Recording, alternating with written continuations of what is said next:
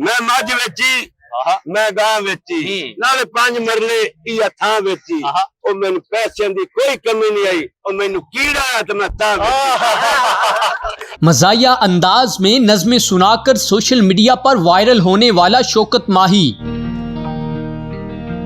अच्छा बाबा जी मैनू ये ना खोल के सारी कहानी दसो, टिकटॉक ते तुहानू लैके किन्ने आंदा और तुसी वायरल किवें हो गए और सब तो ज्यादा केड़ी वीडियो दे व्यूज आए ने?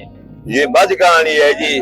असा सलाह की आमर भाई तो मैं आमर साडे गोखले सिकंदर चौक है, ठीक है जी। ना तो ये चौका वीडियो बनाइए, मैं चल बना लेने भी कुछ मैंने वालता आंदा को नहीं वीडियो बनती की में तेरे से बनाई वीडियो। आमर ने बड़ा साथ मेरे बड़ी ने मेरा बड़ी मेहनत ना की मेरा आमर भाई होना। अच्छा हाँ फिर मझ गांव नहीं चढ़ी है ना, मैं तन की दसन डायला है बात नहीं चढ़ी, मैं को किसी गली च लग नहीं सकता जनाब कि तू मझ गांव की आवाज ना आंदी होवे। अच्छा कीड़े दी या मझ दी या कीड़े दी या मझ दी और मझ वाला आ गया और कीड़े वाला आ गया। ये चीज है, ठीक है। अच्छा फिर उस तो बाद मोबाइल लिया, फिर टिकटॉक रेगुलर बनाना शुरू कर दिया? हाँ जी बिल्कुल जी एवें जी। डेली एक दो बनाने दो दे लग जांदे फिर हौली हौली जिवें एक वीडियो बनाउण वास्ते मैं सारी रात कपड़ा पाउंदा किवें और याद करनी हुंदी है। अच्छा हाँ जी किस तरह जिवें याद करनी है भी ओ मझ वेची गां वेची दो नारा फुटन पईयां अजीब जिहा दौर आया रंडा बंदियां ने फुटन पईयां 3-4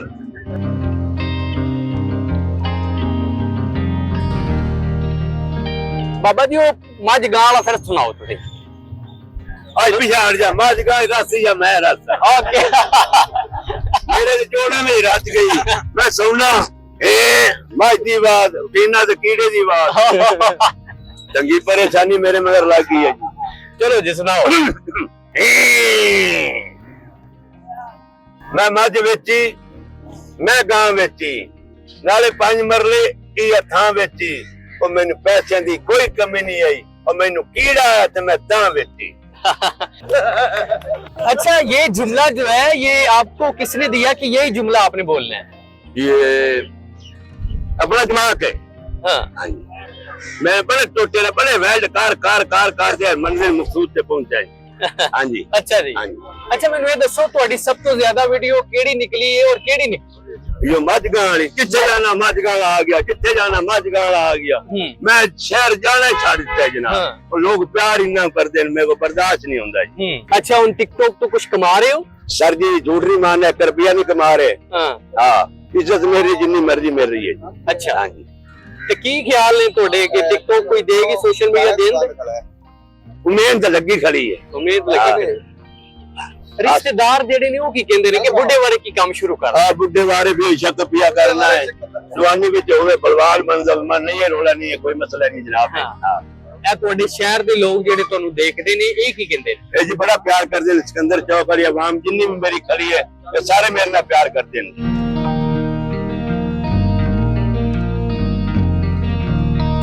ਸਭ ਤੋਂ ਜਿਹੜਾ ਖਤਰਨਾਕ ਵਾਕਿਆ ਤੁਹਾਡੇ ਨਾਲ ਹੋਇਆ ਹੋਵੇ, ਤੁਸੀਂ ਕਹਿੰਦੇ ਹੋ ਕਿ ਇਹ ਵਾਕਿਆ ਨਹੀਂ ਹੋਣਾ ਚਾਹੀਦਾ ਸੀ ਲੇਕਿਨ ਹੋ ਗਿਆ, ਕਿਹੜਾ ਵਾਕਿਆ ਹੈ? ਸਾਰੀ ਕਹਾਣੀ ਦੱਸੋ।